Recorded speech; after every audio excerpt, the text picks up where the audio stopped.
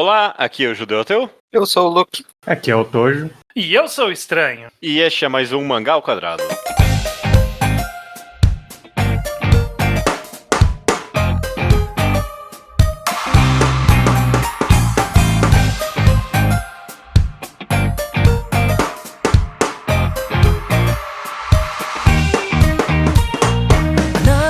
Maravilha, meus amigos, sejam muito bem-vindos a mais um Mangá ao Quadrado. A gente tá aqui de volta por um dos quadros mais antigos da história do Mangá ao Quadrado, um dos mais prestigiados e muito amado por quem participa dele. É a Mangagrafia. A gente tá aqui pra falar Amado é um negócio entre quem participa, eu não sei não, porque toda vez que a gente faz um, vocês tem o... Okay. não, por que a gente aceitou? Isso é muita coisa. Não, mas toda vez. Eu gosto do resultado final. Eu não gosto do processo. É gostoso gravar, não é gostoso ter que ler tudo. É muito bom no final ter lido tudo. Exato. Ok. A gente vai falar da Tomoko Yamashita, muito conhecida hoje em dia por ser a autora de Ikokuniki. Talvez ela é mais conhecida por A Noite Além da Janela Triangular. Depende dos seus círculos, né?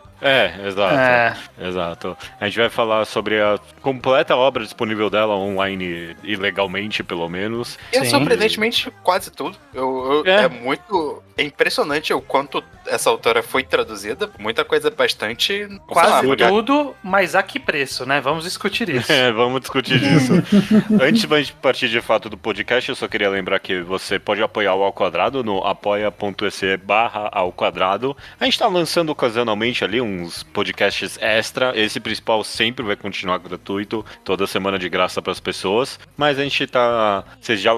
Eu não participei, mas já rolou um comentário dos mangás do Mangá Taisho, né? Exato. Então, se você tem interesse de ouvir esse conteúdo extra, é o que a gente falou, é um mimo para apoiador. Você pode ir lá e ouvir. Sempre que a gente tiver alguma ideia de uma coisa curtinha, bem direta, a gente vai pôr por lá. Perfeito. E se você apoiar com valores acima de R$10, além de ter esse mimo, seu nome também é lido nos programas, como as seguintes pessoas que vieram possivelmente estimuladas por essa nova mudança, o que é muito positivo, agradecemos todos eles, então vai ter mais pessoas do que costumamos falar. O Renato Lucas, Bárbara Pereira, Felipe Waxman, César Paoloni Fadi, Bernardo Uvo Carneiro, Lucas Moraes Fioravante e Patrick Barbosa. Muito obrigado a todo mundo e todo mundo que continua apoiando. Obrigado, é isso.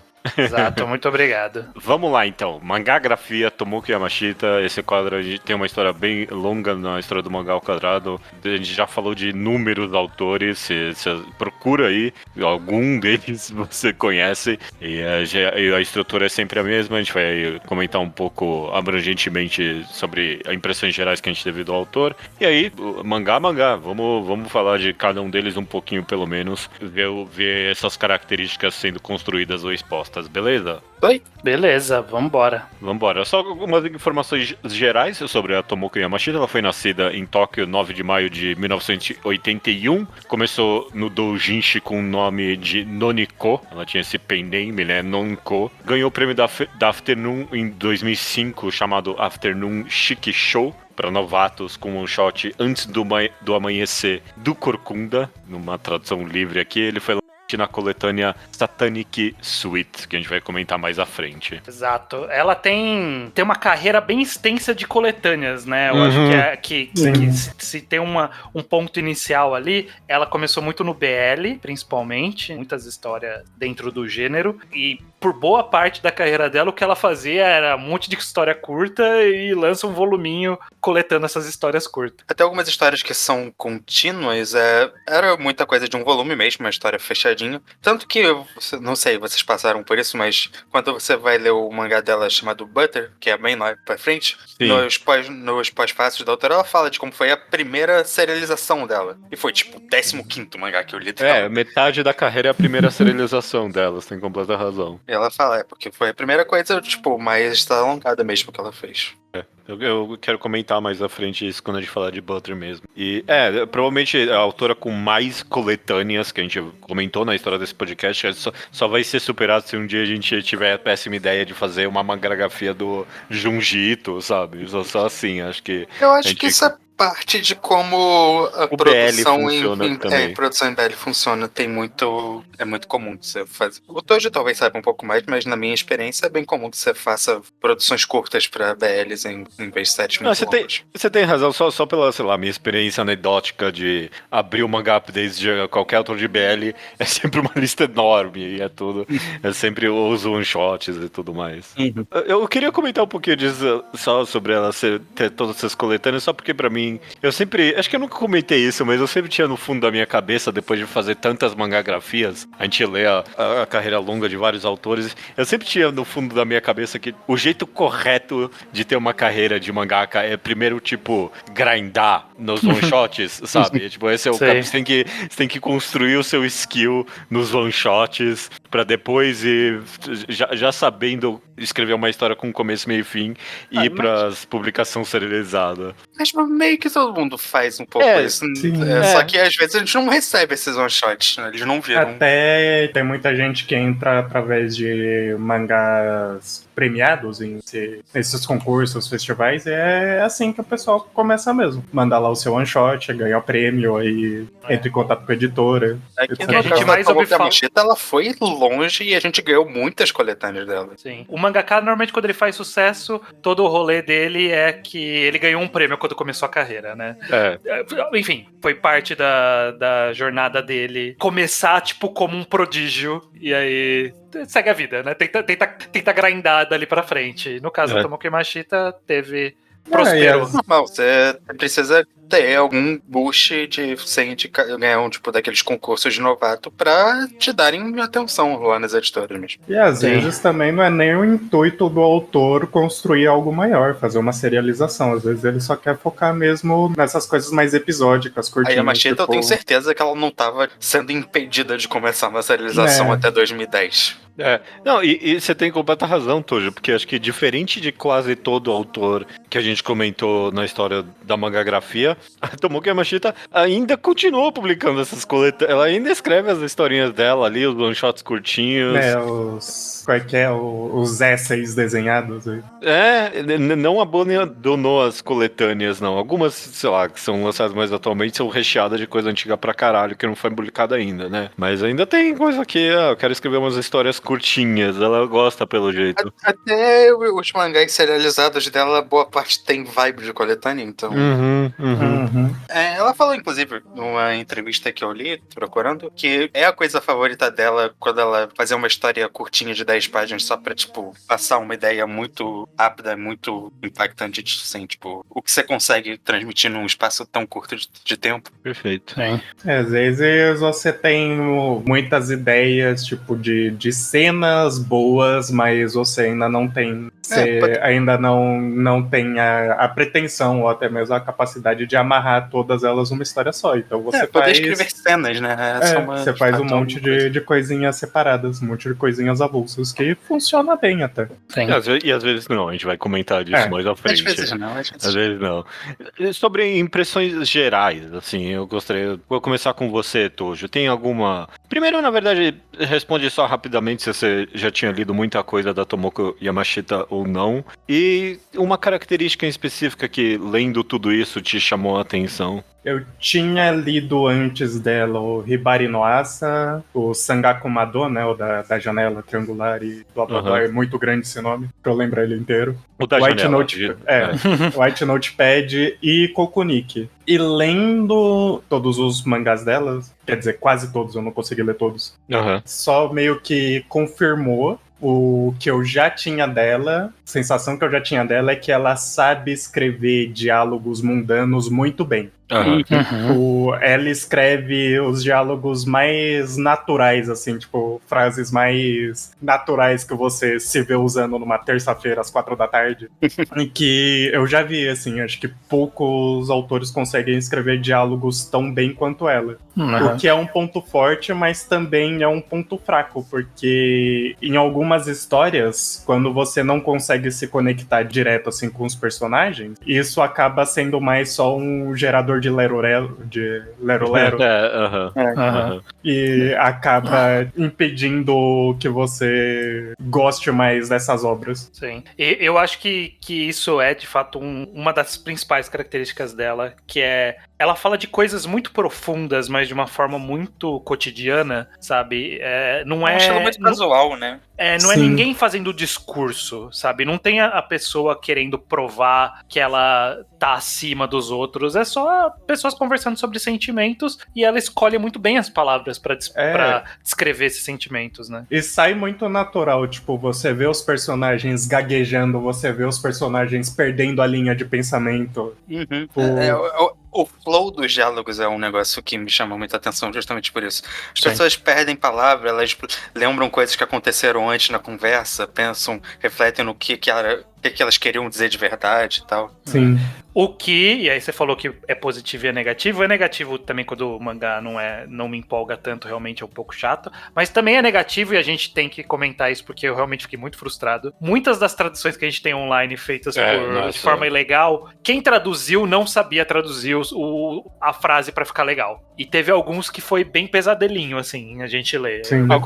Alguns one-shots são incompreensíveis. Tipo, você não tem a mínima ideia do que tá acontecendo mais. De tão ruim que a tradução tem um que é uma coletânea de 3 histórias, que é o Unmei no Nanoko, a gente vai falar, Garota do Destino. Que a terceira história eu não entendi nada. Eu não entendi absolutamente nada da história. Esse tipo de diálogo, quando ele fica mal traduzido, parece até que você tá pulando páginas da história. Pois é. Você tá perdendo muito contexto. Eu acho que isso é um pouco dela também, mas obviamente atrapalha muito a tradução. E é por isso que a gente tem que agradecer muito a existência do Ryo Amata Noboru e o Kill 0210, porque traduziu o Kokunik perfeitamente. Ele traduziu perfeitamente e, assim, fica uma cutucadinha. Não tá ruim, mas não tá 100% fluida a tradução da New Pop, que é o único mangá que a gente tem dela no Brasil até o momento, da Janela Triangular. A tradução não tá tão fluida assim. Você vê que tem umas travadinhas ali que precisava ser melhor trabalhada, mas não tá um desastre igual o Scanlator e Kate. Eu gostaria de emendar a minha percepção aqui. Eu acho que eu só tinha lido o Kokunik dela. Não, Hibari no Asa eu tinha lido também. Acho que foi recomendado no Mangá ao Quadrado, não foi? Foi, eu tinha lido na época que foi recomendado, eu reli pra cá. Eu tinha lido só o Kokunik, mas também não, na verdade, porque eu li só até... Vocês acompanharam? Eu tinha lido só até o ponto que foi recomendado, na época que foi recomendado por você, Estranho, e eu não acompanhei. Eu terminei de ler só pra esse podcast. Então só tinha lido isso, não tinha muita história com a autora, não. Eu tenho duas coisas pra comentar, na verdade, de percepção geral. A primeira é que quanto mais eu li, mais eu fiquei impressionado com a ecleticidade da autora. Não sei se essa palavra existe ou não, mas tipo, o quão diversa ela consegue ser, porque você comentou meio que desse aspecto da naturalidade orgânica do diálogo dela, mas ela tem muitas histórias que são, principalmente dos one-shots BL, que são carregadíssimos no romanticismo e aos diálogos mais absurdos que ninguém teria na vida real, na verdade, sabe? Sei. Eu fiquei muito surpreso quando rolou até um sci-fi ali no meio, teve um mangá sci-fi ali, eu adorei ele, ela mergulha bastante na comédia em vários momentos, muito do romance, muito do drama, muito eclética, soube escrever, não sei se soube escrever tudo, mas uma carreira de tentar explorar vários gêneros ela teve, sim, eu fiquei bem impressionado com isso. E uma segunda característica menos marcante que eu definitivamente percebi é que ela adora age gap. Ela adora diferença de idade. Quando você começa... Não necessariamente de um jeito romântico, tem muita história. Sim, e Kokunik. Então, tem várias historinhas sobre convivência entre pessoas adultas e crianças. Tipo, a pessoa teve problema com a família e vai viver com um tio ou a tia. Tipo, não é só Kokunik. Ela gosta desse tema. Eu gosto de... Um adulto troca de corpo com uma criança. Também. Um adolescente. Não era uma criança. Os romances de Ed Gape tem muitos. Eu não sei, só quando eu comecei a ler em bloco, eu achei fascinante que eu sempre voltava a isso. Eu não tenho nenhuma psicanálise sobre isso, não. É só algo. Eu acho que o que dá pra dizer, talvez, é que porque o interesse dela, eu acho que talvez seja eu só lendo muito aí sobre Kokunik, mas é sobre interação entre pessoas diferentes, tipo, entre contextos diferentes, e ela gosta de juntar pessoas de contextos muito diferentes e ver como essa interação dá certo. Conflito geracional, né? E conflito geracional vira uma dessas opções, de fato. Tipo, é uma distinção óbvia entre pessoas na qual ela consegue brincar com isso. Uhum. É um excelente, uma inspiração narrativa, né? É um conflito tão imediato e fácil de construir em cima. Eu quero pegar o gancho no que o Judeu falou sobre ela ser bastante eclética. E assim, a gente tem que falar que a carreira dela teve uma mudança de foco ali no que era BL pra gradativamente ser menos BL. Não que ela deixou de fazer. Sim. Sangaku da Janela Triangular foi até relativamente recente, é 2020 que ele acabou. É o mangá mais recente dela, que não é mais, mas tá lá. Segundo mais recente, né? Depois de Kokunik. Ela nunca abandonou. Se eu não me engano, ele não começou em uma revista BL, ele foi transferido para uma revista BL, e quando ele foi, ele deixou de ter aquele eroticismo mais marcado que tinha no começo do mangá. Sim, mas o ponto é que o BL, o Boys Love, né, caso alguém porventura não conheça, são essas histórias de romance gay normalmente, e ela teve ao longo da carreira, ela foi, acho que se distanciando, não necessariamente do BL, mas de tropos genéricos de BL, sabe? Se você pegar os primeiros one-shots, algumas das coletâneas lá do começo da carreira dela, tem muita coisa que é só um BL. É um BL da Tomoki Yamashita. Eu acho que... Então, eu concordo. Eu acho que o começo da carreira dela, talvez eu esteja até não muito legal em falar isso, mas tem uma vibe muito amadora, não no sentido de qualidade, embora às vezes talvez, mas tipo, no sentido de que ela tava meio que só brincando como uma Fujoshi mesmo. Vou pegar 2 arquétipos de personagem aqui que eu gosto e fazer uma historinha meio que pra mim, quase como se fosse uma fanfic do AO3. Sim. Tipo, porque essa era a vibe, não era os personagens não eram tão elaborados, então era pegar tipos de personagens de BL e combinar eles pra brincar.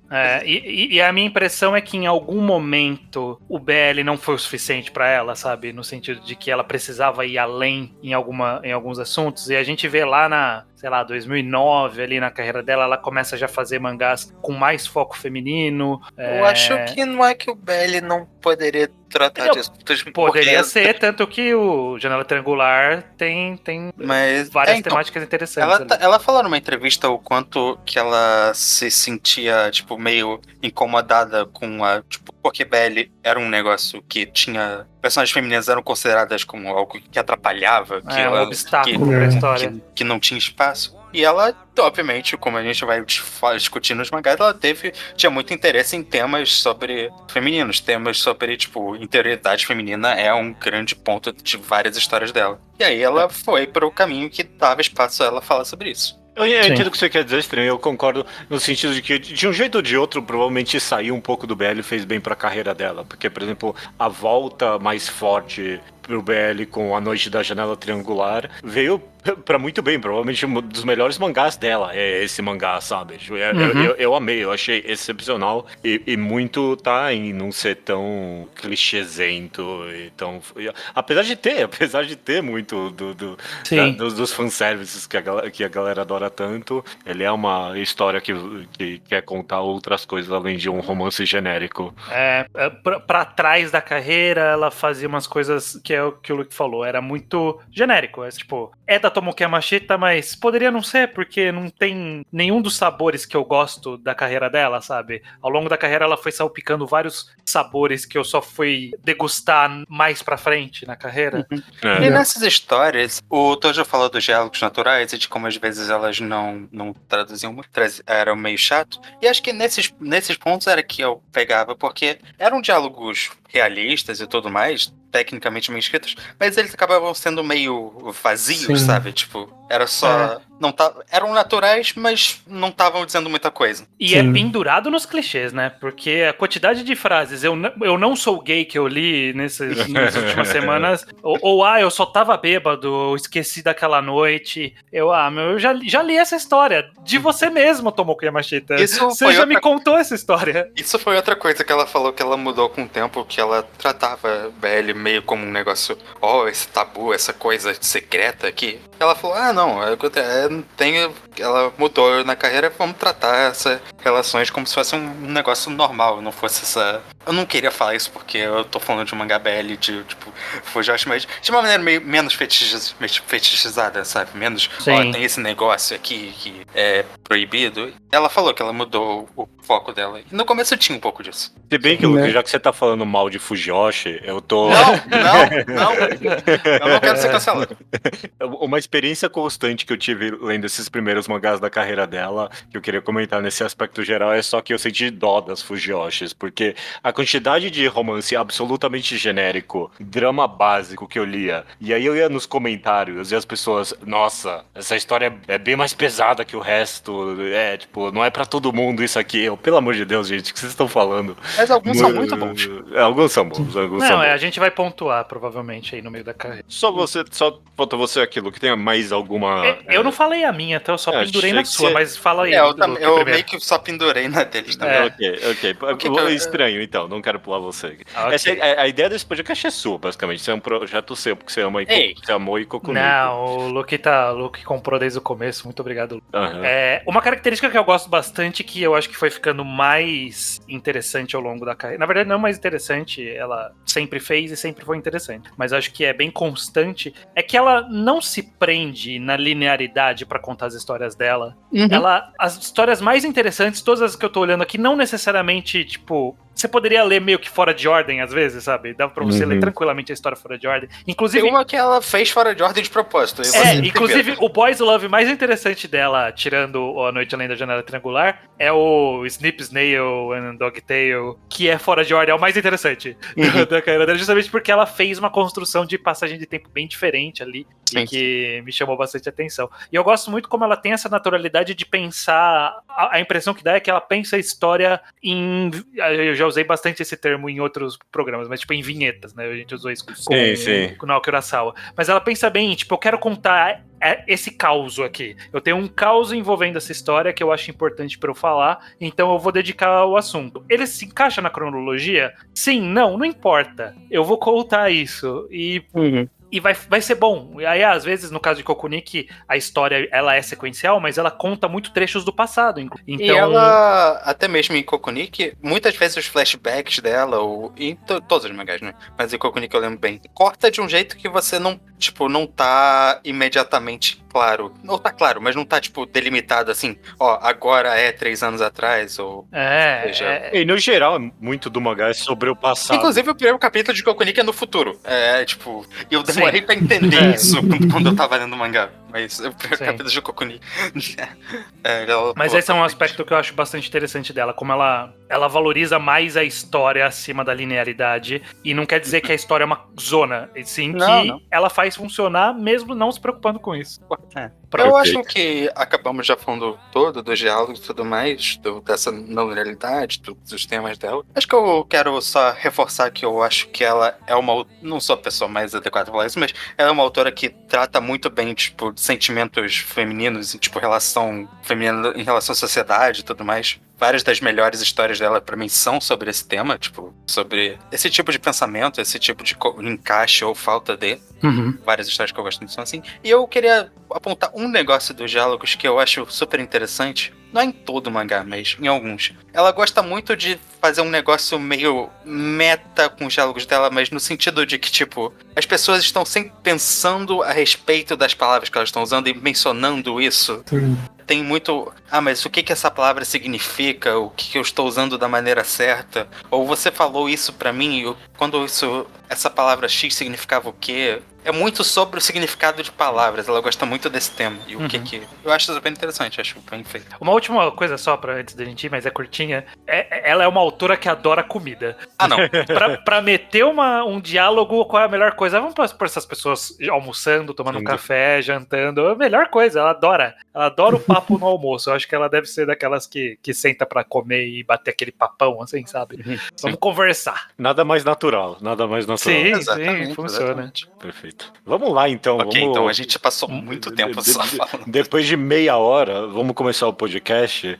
Tem primeiro aqui selecionado todas as coletâneas que ela lançou. Eu vou mencionar o ano e o nome, pra gente fazer um pouco mais rápido. Se vocês lembrarem de alguma história dessa coletânea que chamou a atenção de vocês, a gente pode comentar rapidinho desse one shot, ok? Pode ser? Pode ser. Ok. Perfeito, então. Então, coletâneas da Tomoko Yamashita começa em 2007 com Illumination. Alguém lembra de ler Illumination e o que achou? Eu achei a historinha principal, a Illumination em si, tipo, bem legal, bem nada que vai me marcar muito, mas é um bom começo pra ela. É uma boa história sobre com aquela naturalidade que a gente comentou dela e, tipo, só vendo uma relação se desenvolvendo pouco a pouco. É um pouco genérico ainda, mas, tipo, acho bem feitinho. Eu acho que... E porque ela também ganha um tempo, ela é a história que, tipo, é metade do volume, sei lá. Metade do volume, é. Eu não devo ter gostado, porque eu abri aqui agora, eu não lembro mais da história principal. E eu li. Não, então, eu não lembro das outras, mas também não tenho... Então, eu tenho um leve problema com as coletâneas dela, que eu li os mangás dela pela ordem do Anilist, que eu acho que tá por ordem cronológica, mas acho que não também, então... Então, tanto faz. E aí, todos os mangás dela, antes de Bara no Hitomi e o Abakudan, por ter esse tipo de diálogo que ela escreve, e por ser histórias curtas, e pelo traço dela não ser algo tão chamativo, tipo... É bonito, mas ela não sabe muito bem caracterizar os personagens, então muitos deles acabam sendo muito parecidos um com o outro. Então, tipo, muitas das histórias dela acabaram se tornando a mesma coisa só na minha cabeça. Não, tem muita história que meio que vira a mesma coisa. Isso com certeza aconteceu. E aí, Bara no Hitomi e o Abakudan foi o primeiro que teve umas histórias que eu fiquei tipo, pô, aqui tem conteúdo, aqui foi bom. Eu vou ter muito pouco pra falar das coletâneas, porque nenhuma delas me marcou. Mas vamos lá, toca o barco, Judeu. 2008, a gente começa com Koi no Hanashi Gashitai. A história principal, eu começo falando aqui, eu gostei. Cara que ele não sabe se ele nunca vai amar alguém na vida. É bom, Ok. é bom, não termina tão, tipo, perfeito. Eu achei bem agridoce, gostosinha essa história principal. As outras, foda-se. Deixa eu ver quais são as outras. Tem algum... Vai seguindo. seguindo. Se você não lembra, sem olhar, não era. Mas eu não lembro que história tem qual coletânea, né? Também, aí já é demais. Ainda em 2008 é o Bara no Hitomi, que o Toji comentou. Alguma coisa a ser comentada de Bara no Hitomi? Então, ele foi o primeiro mangá que eu li dela, tipo, nessa ordem, que se saltou pra mim, porque ele começa a lidar com os temas um pouquinho mais diferentes. Tipo, a primeira história já lida com a morte e com a saudade. E aí foi algo que, no meio daquele monte de história que parecia meio que ser a mesma coisa que tava vindo, foi a primeira que... Te chamou a atenção. Perfeito. Foi a primeira que me chamou a atenção por ter essa coisa um pouco mais diferente, assim. E é uma história muito bonita, assim, tipo, tanto no roteiro quanto na quadrinização. Desculpa, eu quero voltar pro anterior, porque agora eu conferi. A segunda história do Koi no Hanashi Gashitai é uma das minhas favoritas. Que é a do Tigil gay da menina, que tem uma mensagem não enviada no celular. Essa é boa mesmo. Essa é muito boa. Ela se apaixona pelo tio gay ali, E eu gosto dessa... É o que você falou, esse tom agridoce desses arrependimentos e tudo mais. E dessa relação que não deu certo. E gosto muito desse ponto de vista diferente. É uma boa história. Ainda em 2008, Touch Me Again. Esse foi o primeiro que eu li e eu pensei, eu não tenho saco. E aí eu só folhei. Eu achei Essa- essa não tinha nenhuma boa, não. Pode Não, esquecer. essa acho que foi a pior nota que eu dei quando eu tava marcando as coisas pra ela. Essa não me pegou. Um De jeito nenhum. desastre. Ok. 2009, Je t'aimais Café Noir, mangá sobre comida, né? Tinha muito sobre comida nessas coletâneas. Essa é boa. Esse- Essa é boa. Essa eu gosto. Esse é aquele lá que começa com, tipo, 3 mesas diferentes no bar Ela falando sobre termina, coisas. essa é a última. Esse é o último one shot do volume. E essa é muito Ah. boa. Essa é tipo. Essa é interessante. Não, pra mim é clássica Tomoko Yamashita. Esse tipo de cena, esse tipo de framing é algo que ela, pra mim, faz muito bem. O barista falando, caramba, o que tá acontecendo aqui hoje? É bom demais. Esse tipo de diálogo meio confuso, meio tipo muita coisa acontecendo junto. Tem um capítulo de Kokuni aqui que a Asa e a amiga dela vão pra um restaurante com a mãe e a tia. Sim. E pra mim é meio essa vibe, tipo, pessoas conversando assuntos diferentes e se entrecortando e criando esse caos desorganizado na história. Eu gosto muito dessa. Acho que é um dos meus one-shots favoritos. Ok. 2009, ainda Yes, It's Me. Esse eu não li. Alguém tem alguma opinião sobre? Esse também teve alguns legais. Curiosamente, a história título eu achei um porre, mas eu gosto das três primeiras. Essa eu achei divertidazinha. Do cara que era amigo de infância, do outro, e eles acabam trabalhando na mesma empresa. Não, Essa eu achei divertidazinha. Então, o problema é que eu não comentei isso. Eu acho que a Tomoko Yamashita, ela não sabe fazer mangá de comédia. Isso é um problema. Não mesmo. Ela sabe ter toques de comédia em mangá sério. Não, ela sabe colocar comédia nas histórias. Quando ela vai fazer um mangá de comédia, ou mais nonsense, é só insuportável. A gente vai falar de um mangá em específico. Vai. A gente tá pensando mesmo, sim, Luke. Mas eu gosto das outras histórias dessa coletânea. Tem uma que ela começa a tocar num assunto de transexualidade e tudo mais. Tem outra de uma menina que desapareceu, os dois meninos estão vindo atrás dela, que tem aquele final meio inconclusivo que eu acho super interessante das histórias dela. Essa teve várias coisas legais, eu recomendo. Ainda em 2009, o último aqui é o Her. Supostamente Agora sim. É a primeira coletânea intencional que a gente tem aqui dela. E ganhou o primeiro lugar na categoria feminina no Konomaga ga Sugoi de 2010.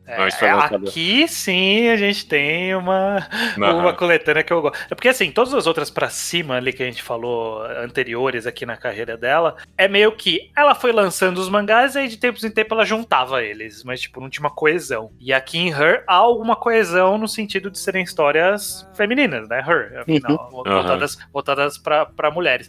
Eu senti que boa parte, inclusive, era muito meio sobre uma competitividade feminina ali, uma percepção das mulheres sobre outras mulheres. Eu achei que foi bem interessante o foco que ela deu. O que eu gostei muito dessa coletânea, dessas histórias, é o quanto a Yamashita não se segurou em escrever personagens que não são gostáveis necessariamente. Sim. Muito, muito longe disso. São várias opiniões negativas ou ações erradas. Mas ainda assim são histórias. Faz muito sentido os pensamentos delas. E são personagens complexos, mas ela não facilitou a empatia fazendo elas serem pessoas super identificáveis. Só pessoas que têm problemas e têm opiniões. Perfeito. Eu achei bem legal. São várias histórias legais. A da mulher que tinha amizade e nunca começa falando que nunca gostou da amiga, mas era amiga até acontecerem casos ali. É bem interessante. Gosto muito da história da cabeleireira. Essa é boa, eu gostei da cabeleireira também. São boas histórias, eu gostei bastante dessa coletânea. Ainda acho que é a mais interessante dela. Ainda nas coletâneas, eu tô disposto a discordar pra vocês com isso, né? Porque a minha favorita é essa mesmo, o Mirror Ball Flashing Magic. Essa é boa, essa é boa. Essa é muito divertida, essa é muito divertida. O mangá que dá o título à coletânea é muito engraçadinho. Nessa funcionou, eu falei aquilo, mas nessa ela tava on point. Na comédia, inclusive, né? Sim. Mas as outras histórias também gosto bastante da vibe. É o que eu falei, eu acho que ela escreve melhor personagens femininas no geral do que quando ela tá tentando escrever romance BL. Bom, mas eu pensei... Quer saber, Luke? Só comentando rapidinho, eu pensei nisso também, mas... Tem exceções. Tem exceções. Nessa história, por exemplo, tem o menino que gosta da professora. Bom, mas aí também é um romance hétero, não é um BL, por exemplo. Mas, tipo, não é que ela sabe escrever, sei lá, as histórias mais naturais dela melhor que os BL. É porque, tipo, é outros intuitos mesmo que tem. Não, mais romantizado. Os diálogos são mesmo menos realistas e É o que tal. eu falei, a vibe Fujoshi fazendo algo meio que pra ela. E o que muda, vai mudando na carreira conforme ela vai, tipo, vendo numa escritora mais profissional, mais elaborada. 2012, a gente tem Satanic Switch. Que é o que contém o primeiro one shot dela, que tem um espírito acompanhando o cara desde criança. Ah, pera, é esse? É esse, o Antes do Amanhecer do Corcunda é esse, não é? É esse mesmo. Okay. Inclusive, esse é o primeiro one shot dela. Foi meio fascinante ler esse mangá, porque ele começa do one shot mais novo e vai indo pro mais antigo, e vai ficando pior mesmo. Você vai lendo, as histórias vão ficando pior. Eu gosto do primeiro dela, do Amigo Fantasma, eu acho divertido. Ok, mas eu lembro de gostar. Eu já esqueci agora qual é o primeiro, mas eu lembro de gostar muito do primeiro capítulo e gostando menos quanto mais. O primeiro capítulo, acho que é o da menina que descobre que o professor é. Não, esse é o último. Pera, é o último? Esse é o último. Esse é o último. Ah, então tá certo. Eu li ao contrário porque tava separado no Mangago. Eu até gosto desse. Não sei se eu concordo que vai piorando. Eu queria comentar um negócio com esse mangá. Eu não sei se eu tô maluco, se vocês notaram. Que a quadrinização dela tava muito diferente do normal, tipo, do normal dela. Porque tava até mais convencional. De carreira, né? Mas, tipo, eu não sei se vocês notaram, ela tem, tipo, na maioria dos mangás dela, ela tem quadrinhos mais abertos e tudo mais, tem ela tem transições muito lentas ali, né? Ela faz meia página de transição, basicamente. Uhum. E sem as bordas, muitas vezes, e tudo. E nesses tem muito quadrinho pequenininho, né, nesses one-shots, e muito mais coisa por página. Eu notei isso. E eu não sei o que porque... Mas achei interessante. Eu notei. Não sei se eu gosto dela aprendida, não. Segundo eu gosto muito dela aprendida. Eu gosto da aprendida, sim. Eu tendo... Em Copernic é muito bom. Não, sim, mas eu tendo a gostar mais de mangás com esse tipo de quadrinização mais aberto. Tipo, a página é só uma ilustração. Não, mas acho mais artístico. Mas isso é o que ela mudou. Isso é o que ela faz agora. Em 2012 a gente ainda tem Stroboscope. Alguém tem alguma coisa? Não, eu gosto da história. Eu gosto da história principal. Eu acho maneiro. Sim, é boa. Ok. E essa tem uma história que ela. Por isso que eu tava confundido. Essa tem uma história que ela fez antes do lançamento, uma história antiga dela. Essa Devil's True Bad. E eu achei assim insuportável. Por isso que eu tava. Nossa.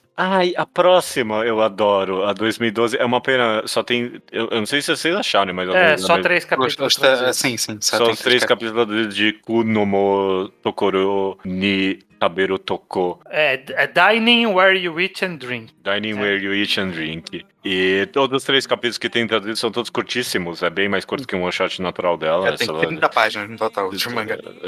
E são todos divertidíssimos. É muito. E é um mangá sobre comida. Aí, ó. Basicamente tesão por comida, basicamente. Tesão por comida, é sobre isso mesmo. Eu não, eu não... Só tinha 3 capítulos, eu acabei não... Eu achei engraçadíssimo o capítulo do cara com o prechuto dele ali. Bom capítulo. Eu gostei dessa... Eu quero que termine de traduzir. Seria bom. E terminando aqui as coletâneas, foram muitas mesmo. Um Mei no Onanoko, Garota do Destino. Isso é interessante, são 3 histórias curtas. Eu acho essa fascinante, tipo, porque eu acho que ela tem um tom das narrativas que é super único, mas eu não sei o que ela tava querendo dizer com as histórias. Da primeira, por exemplo, eu li, tipo, fiquei instigado às quase 100 páginas, e eu não sei qual é o ponto dessa história, mas eu só achei fascinante. O final é tão anticlimático, né? Não tem um final essa primeira história, mas ela é cativa. Parece um Oshimi. Não, a narrativa, o te pega mesmo, você vai fundo na história. E eu só não sei, mas eu li e fiquei, o que foi isso? O que eu acabei de ler?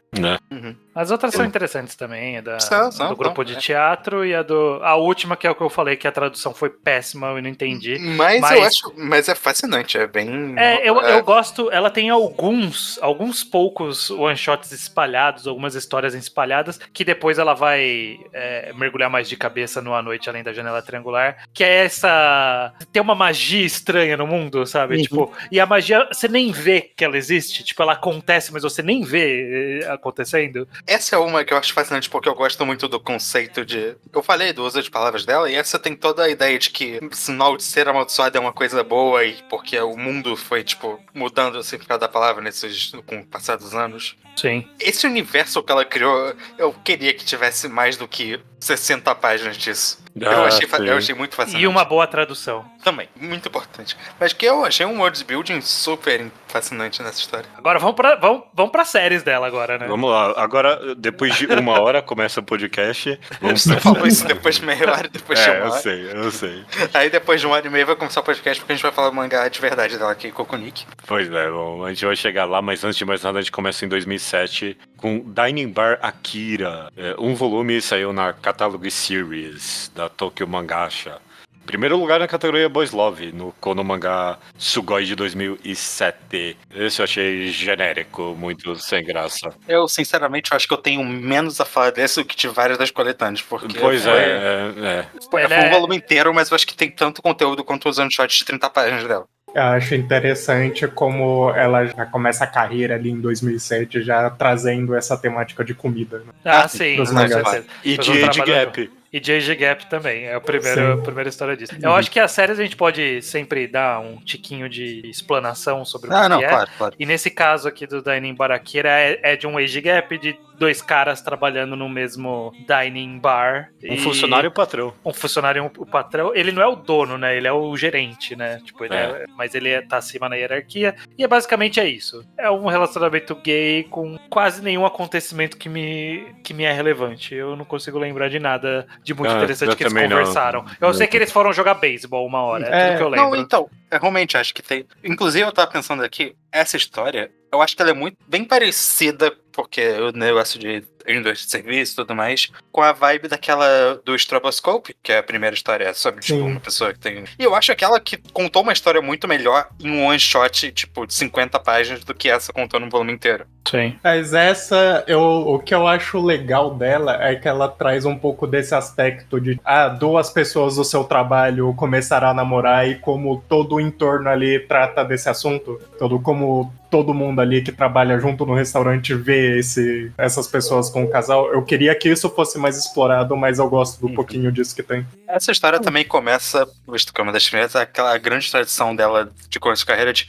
não é possível que eu seja gay, isso não pode, mas eu não era, como assim? Eu gosto de você, não. E ia se ver um drama por vários momentos. Indo pra 2008, a gente tem Koi no Kokoro ni Puroi Hane, Black Wing Love, saiu na Marble, na Tokyo Mangasha, e não tem... Ninguém aqui comprou esse mangá pra poder... Ele teve uma tradução americana e, tipo, nem americana tem disponível. Tipo, você não acha, não existe. Não se compra, só um mangá usado na Amazon. Só se for, ninguém aqui quis pagar por isso. Mas existiu esse mangá. Perfeito. Indo pra 2008, a gente tem continuando em 2008, desculpa, a gente tem Don't Cry Girl, um volume indicado ao mangá da show de 2011, é sério? Infelizmente, eu já tinha lido esse mangá antes, felizmente eu não precisei ler de novo. Pois é, me dá uma sinopse curta de 3 frases aí, Luke, por favor. Tem os pais dessa menina que são uns idiotas e fizeram merda, e ela tem que se mudar porque acho que estavam devendo alguma coisa assim. Eu não lembro, porque eu não reli. Aí ela vai ter que morar com um amigo dos pais dela, e esse cara é um maluco nudista e tem várias cenas de comédia nonsense, e ela acaba meio que se apaixonando pelo maluco. E é isso. E é isso mesmo, A piada é esse cara tá pelado. Essa é toda a piada do mangá. E ela fica puta. Eu não sei como isso foi parar no mangá Taisho. Que loucura. Eu não sei porque ela escreveu essa história. Pra mim é um dos pontos baixos da carreira dela. E assim, ele é o... Eu tava sempre abrindo pelo Mangadex, os mangás que eu tava lendo. E aí eu ordenei pelo rating e ele era o mais baixo disparado. E assim, ele é ruim, mas... Claramente uma galera ficou puta com o Age Gap ali, porque esse era um Age Gap problemático nesse caso. Okay. Foi o primeiro problemático ali da carreira, porque normalmente tem Age Gap, mas entre adultos consentidos. Não, e tem um negócio nonsense de tipo, pede casamento no final, uma merda assim. No final o maluco ali de 30 e muitos casa com a menina de 15, 16, Porque ela via ele pelado todo dia, essa é a piada. O mangá é maluco. E tipo, aí tem as meninas que ficam, nossa, que sorte, você mora com esses caras, e aí tem um amigo. Você mora com esses bonitões. Nossa. Não, esse é um insuportável. Esse é ruim. Esse é ruim. Ponto baixo da carreira dela. Nossa. Ponto baixo da carreira dela e ponto baixo do mangá Taisho. Nossa, que eles estavam. Não tinha mangá em 2008. Aliás, continuando 2011 que ela foi indicada. Ok, tá certo. Aí, continuando em 2008, a gente tem Musume Sting, saiu na Libre Chupin. Eu li esse mangá. Alguém consegue dar uma boa sinopse dele? Aí é difícil, porque é meio confusa essa sinopse Esse dele. mangá é meio confuso, mas é basicamente sobre um yakuza que pede pra um cara cuidar de uma menina que tá sendo perseguida. E tem um romance entre esse yakuza e esse um cara que é super tímido. É tímido e suicida e suicida. E masoquista. E tem outro maluco que é obcecado pelo cara também, aí é um dos que tá indo atrás da menina. E que é sádico. Se Don Kagan é um ponto baixo, não sobe muito em Musume Sting. Eu acho assim, eu gosto o suficiente. Essa é a história boa. Eu gosto. Não é, não. Eu gostei. Talvez a execução não tenha sido lá essas coisas, mas a história no geral, assim, é boa. Assim. Eu gosto de algumas cenas, eu gosto muito da menina. A menina... Sim. A menina é a única parte boa. A menina é ótima, ela fica respondendo... Bote todos os malucos da Yakuza que podem matar ela a qualquer momento. Sim. Eu até gosto da vibe do cara que quer se matar e como o mangá trata disso, eu acho interessante. E é um dos... Acho que é o único mangá, um dos únicos mangás da Tomoki Yamashita que tem cenas de combate. É verdade. Não que sejam muito memoráveis. Aí é bom que é um combate bem realista, que é mais gritaria do que porradaria. Um bando de aleatório gritando na rua que troca 3 socos no máximo. Eu gostei, eu achei divertido, assim.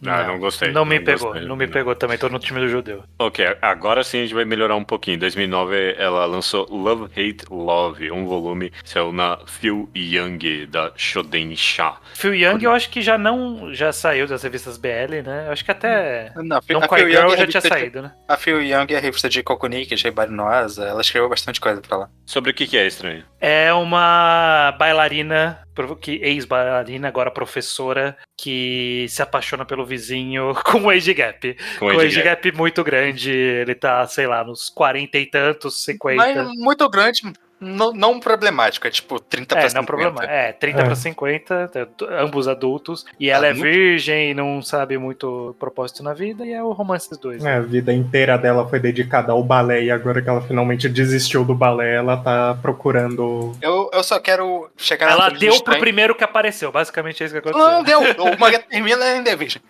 Isso eu achei muito interessante, que o mangá termina com ela virgem ainda. Eu achei maravilhoso isso. Eu achei engraçado.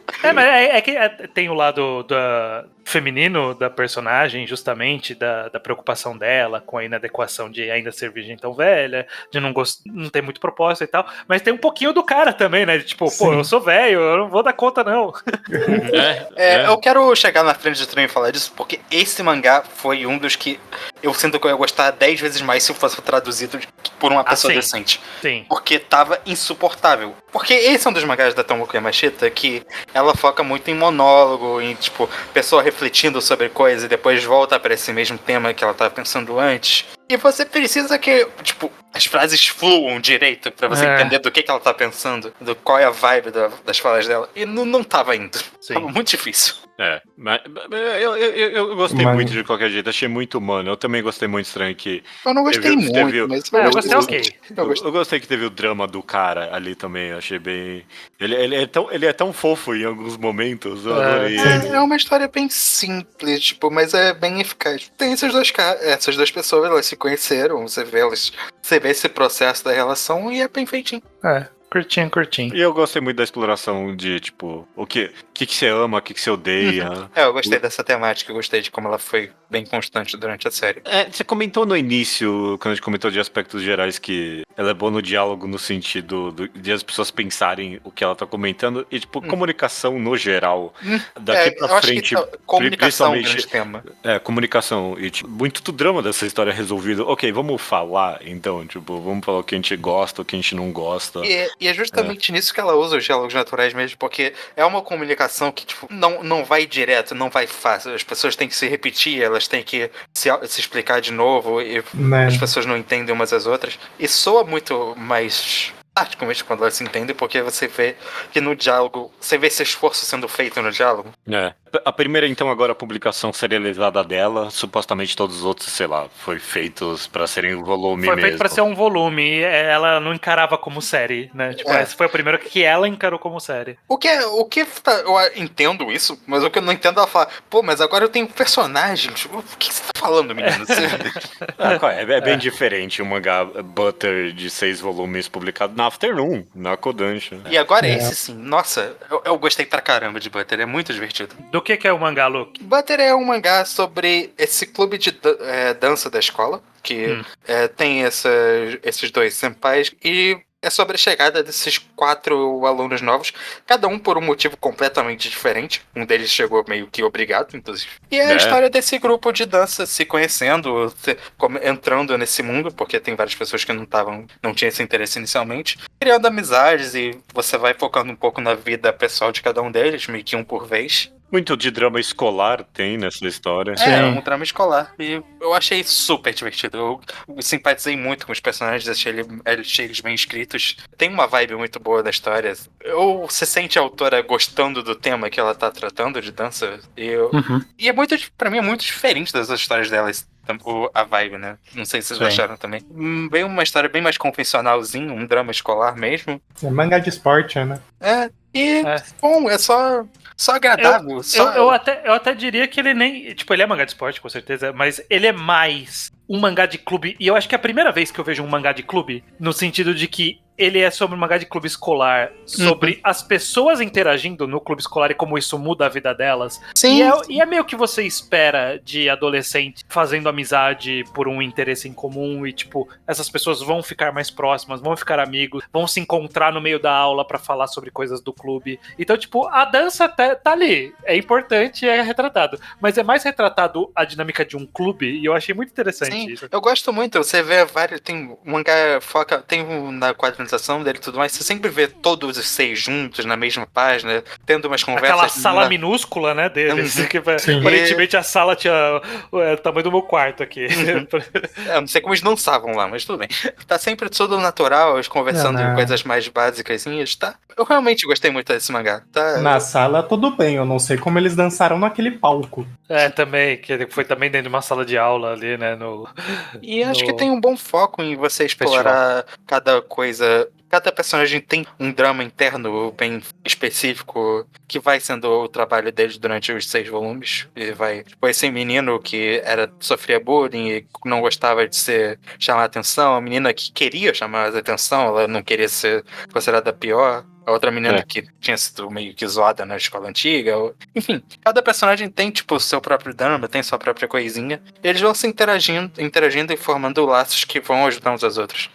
Ok, eu também achei bem divertidinho no geral. Não é culpa de Butter, inclusive eu acho que ele provavelmente saiu bem antes, mas desde então teve outros mangás de dança de salão que provavelmente tipo, são mais. Tipo, ele é ballroom Yokosoku de pobre, quase, sabe? É que eu acho que ele nem foca tanto na dança, assim. Ele até tem alguns capítulos um pouquinho mais. É que ele é natural nesse quesito, né? Então, tipo, ele fala, a gente vai aprender esse tipo de dança. E os personagens realmente passam um bom tempo aprendendo esse tipo de dança, então não tem muita exploração aí. O mangá que ele mais me lembrou, na verdade, não foi nem outro mangá de dança escolar. Eu pensei muito em Escape to Loafer quando eu tava lendo esse mangá. Não sei se vocês que leram concordam. Sim. Mas só na vibe de como os personagens interagiam, de ver esse grupo de amigos sendo formado pouco a pouco. Sim. Lembrando os passados dos personagens da escola antiga. Então, a parte que mais me chamou a atenção foi mais pro final. Eu gostei do que ele fez, o que ela fez com a protagonista. Tipo, meio que dá um drama final pra essa personagem que o mangá inteiro ela foi tão alegre e finalmente vem um soco na cara dela. E é tão... Eu achei a resolução do mangá sobre o drama de bullying escolar é 100% realista. Isso eu amei. Sim. Tipo, sobre o quão não resolve nada, sabe? É, bom, aconteceu bullying, bola pra frente aí. Vai fazer o quê, sabe? É, bem interessante. Eu gostei desse mangá, é bem interessante. Mas eu achei ele bem quase não Tomoki Yamashita. Sabe? Não, Tipo, é muito diferente das outras coisas dela.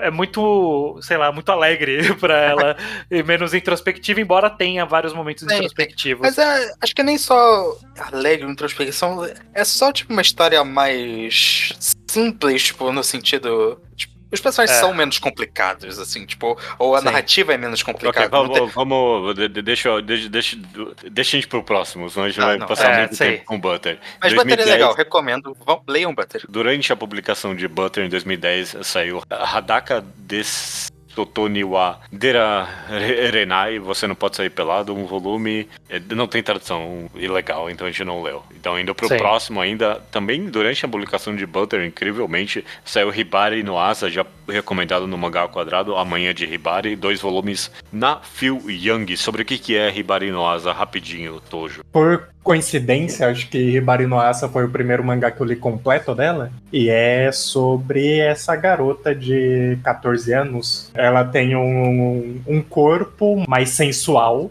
pra idade dela, e é os dramas que ela sofre com... Por sofrer abuso, né? É basicamente 2 volumes de pessoas julgando uma menina que é mais voluptuosa, só. Sim. De 14 anos. De 14 anos, é isso. É um bando de adulto olhando pra menina e tendo opiniões sobre ela. E essa é a estrutura. Cada capítulo é focado em um personagem diferente, que não é ela, e sobre um momento em que ela teve essa interação com esse outro personagem sobre o ponto de vista desse outro personagem. Sim. Eu não quero psicoanalisar nem nada a autora nem nada, mas no final tem um pós-fácil ali sobre o... Eu não lembro do pós-fácil. Eu também não reli, eu tinha lido antes. Uma página ali curtinha só, em forma de quase poesia, ela comentando sobre o quão pesado foi escrever essa história, sabe? Como ela foi gradualmente ficando mais irritada com o que ela escrevia, porque ela foi extravasando algumas raivas da vida dela e frustrações da vida na narrativa da história. E realmente você vai sentindo que o ódio vai se acumulando na história. Sim. Esse é um mangá com a temática mais, tipo, claramente feminista dela também. E pesada também. Sim, não, é muito pesada. Ela é tão pesada, ela sabe passar isso tão bem, que na época que eu li, eu achava que ele ia terminar com o protagonista se suicidando com as coisas. Pois é. Não termina feliz. Não dá pra saber o quão feliz terminou essa história. Realmente, eu acho que é uma pedrada o final dessa história. É um mangá que te deixa meio, no sentido, tomei uma pedra na cara, basicamente. Ele te deixa meio que numa vibe, caralho, como o ser humano é um bicho lixo, né? E eu acho muito... Tem vários... Eu não quero nem falar muito com spoiler, porque acho que até a gente já deu um pouco mais, porque só o fato dessa história ter uma narrativa contínua é um pouco meio que mais do que eu gostaria de contar, porque no começo ela é meio que só sobre essas visões diferentes dos mesmos personagens, depois você vai vendo que tem mais coisa acontecendo, mano. E eu acho tem vários momentos dessa história que são muito marcantes, que te pegam muito de jeito. Inclusive sobre pessoas não levando a sério. Eu acho que esse é um grande... eu acho que essa é o que pega. É um bando de gente arrombada de formas diferentes de arrombadas. Isso que é o que mais irrita. Tipo, é uma boa história. Eu gosto do mangá. Muito bom. Mas é muito irritante. Inclusive, todos os personagens. O que eu achei fascinante pra esse podcast é ver que esse mangá é muito perto dos outros em ano, porque é tão, tipo, já é um negócio tão diferente dos outros, pra mim. Pô, no meio de Butter, ela contando ali da menininha que dançando e no outro lado contando essa história. E escrevendo os pós-fáceis de Butter super felizes e tal. Mas ao mesmo tempo, a personagem lá de Butter meio que sofre um pouquinho disso também. Não no mesmo nível. Bem pouquinho. A maior, não no mesmo nível, mas... A maior zona lá, né? Sim, mas tem uns paralelos ali. Sim. É só uma outra vibe de mangá. E outra vibe de mangá até com os outros mais pesados dela mesmo, que os BRs. Mesmo em Kokunik não toca em algo tão pesado assim, eu acho, sabe? Não mesmo. E meio que a capacidade dela de escrever realismo é o que mais pesa nessa história, porque tipo, em nenhum momento você duvida que isso acontece no cotidiano em qualquer canto do mundo, sabe? Então é algo real, é uma ficção ficção da realidade que está sendo contada aqui. Isso pesa muito. Você completamente imagina pessoas da sua vida cotidiana reagindo que nem essas pessoas reagem nesse mangá, sabe? Então é bem pesado. Perfeito. Indo pro próximo aqui, 2012, a gente volta pro BL com Snip Snail and Dogtail na On Blue, da Shodensha. Esse, vocês comentaram, mas eu não li esse. Vocês falaram que é um dos melhorzinhos dela. De BL. Do BL. Não, e é bom, sim. eu acho um dos mais legais. É bom. É um tarantininho dela. Basicamente é um casal. Vai ser e é um casal, porque é a história não linear. De dois caras que se conhecem e são completamente diferentes. E aí desenvolvem um romance. Só que a gente vai vendo vários trechos ali. Trechos do futuro deles brigando. No passado, quando um deles namorava uma mulher. Quando eles se conheceram. Quando eles começaram a sair. Tem várias passagens ali. É bem interessante. Ele começa já com o final, mas ele é construído e contado de uma forma tão interessante que mesmo sabendo qual que é o final, você quer saber pra onde aquela história vai, ou como que vai terminar aquilo. Interessante. Eu vou atrás, então. Eu vou tampar esse buraco depois. E eu só me toquei muito tempo depois sobre esse título, que ele é a fórmula pelo qual são feitos os garotos. Do que são feitos os garotos e do que são feitas as garotas. As garotas são de Sugar Spice and All Things Nice, que aí fez as meninas super poderosas ali, né? Açúcar, tempero e tudo que é de bom. Sim. E aí depois teve os meninos desordeiros, lá, meninos bagunceiros, eu não lembro qual era a tradução, que eles eram feitos com Snip, Snails e Dogtails. Dogtails, ok. Perfeito, ok. Entre 2013 e 2020, o mangá mais comprido da carreira dela até Kokunik, A Noite Além da Janela Triangular, 10 volumes na magazine B-Boy da Libre Chopin, ganhou filme live action em 2021 e um anime em 2021 também pela Zero G, publicado no Brasil pela Nupop no selo Pride. Ainda em publicação no momento da gravação desse podcast. E teve um volume extra After com histórias curtas, lançado em 2021 e indisponível. Eu não achei scan nem nada, acho que não tem mesmo, né? O nome japonês que talvez alguém das antigas vai reconhecer é Sankaku Mado no Sotogawa wa Yoru. Do que é esse mangá, Judeu? Eu queria que alguém tivesse me recomendado, que é tipo... É Battle Shonen em que as pessoas lutam... Eu recomendei. Não, mas eu queria que eles tivessem me recomendado como Battle Shonen em que as pessoas lutam se masturbando com chakra. Eu queria que alguém tivesse recomendado exatamente assim. Eu teria no ler. Battle Shonen não é bem a palavra. Não sei o quanto Battle tem. Mas... Não tem tanto Battle, não. Eu tô exagerando aqui. Ele é o BL que os caras transam com chakra, basicamente. É aquele... Foi meme uns vários meses atrás, talvez ano atrás. Um vídeo de um casal dançando e recebendo energia um do outro ali, como se estivessem tendo um orgasmo um na frente do outro. É esse mangá. O mangá é isso. O cara toca no peito do outro e eles têm uma experiência sexual que também é um poder. O cara goza na hora. Toca dele e goza na hora. Isso sim é poder, meu amigo. E eles usam isso pra exorcizar espíritos, importante. Perfeito. Pois são contratados, são pagos pra isso. Eu não consegui terminar o mangá a tempo. Eu li uns 5 volumes, então eu não vou falar muito sobre a narrativa maior no geral, porque eu não sei como termina. Mas eu queria dizer que esse mangá, ele é muito bom como mangá de horror. Eu acho os casos que eles vão exorcizar lá e tal, e a forma como a Yamashita retrata isso, eu acho sempre fascinante. É sempre uma ideia muito, muito creepy e muito bem executada. Tipo, as pessoas que não conseguem virar. E é um negócio simples, assim, tipo, essa pessoa não consegue você não consegue ver o rosto dela, ou essa pessoa muda de rosto, ou você não lembra dessa pessoa que, tipo, tá em todas as fotos com você. Esse sempre uns conceitos tão bons. Eu gosto muito. Esse mangá, ele é em iguais partes comédia, drama, suspense, terror e romance. E ela vai mesclando todos esses elementos. E faz sentido. É tudo funciona. Muito bem equilibradinho, né? É uma delícia. Eu não conseguia parar de ler esse mangá. É o Miroku-chan antes de Miroku-chan também, né? O personagem principal. Ele é a Miroku-chan, de Miroku-chan. Ele é assim. Ele é assim. E aí, tipo, ele começa como esse mangá meio que de casos isolados dessas coisas assombrosas que vai acontecendo na cidade. Ele vai costurando um plot ali, e quando ele começa a contar sobre esse plot maior, que é sobre o culto ali da igreja, Sim. E como esse culto acaba deixando todo mundo ali zoado, que não tinha nada a ver com esse negócio de culto, e vai se construindo essa sociedade, tipo, puta que pariu, que mangá, que história. Muito bem escrito, eu achei também. É uma pena que você não leu até o final, Luke, eu achei... Eu também não, porque eu tô acompanhando a versão brasileira, eu tô no quinto, que é até onde saiu. Eu achei eu achei o final maravilhoso. Eu Sim. amei. Eu não cheguei a chorar, porque é difícil ler chorar com mangá, mas meus olhos estavam pesando ali. Eu tava tão conectado com esses personagens, eu achei lindo. Sim. Né, que é um mangá muito interessante de se ler depois dos acontecimentos e aí desenvolvimentos com o Shinzo Abe no Japão, né, e todo o envolvimento dele com os cultos, etc e tal. Sim. Fica interessante ver por essa ótica também.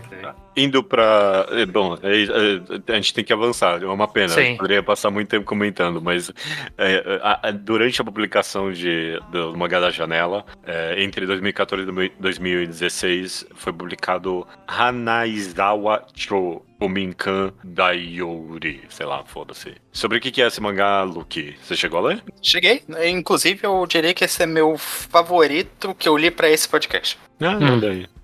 Hanaizawa Show é um mangá sobre uma vilazinha bem pequena, tem bem pouca gente, e que aconteceu algum acidente no qual... A história do acidente, eu não sei, tinha uma barreira que eles iam usar numa prisão que impedia qualquer coisa viva de passar por ela. De entrar ou sair.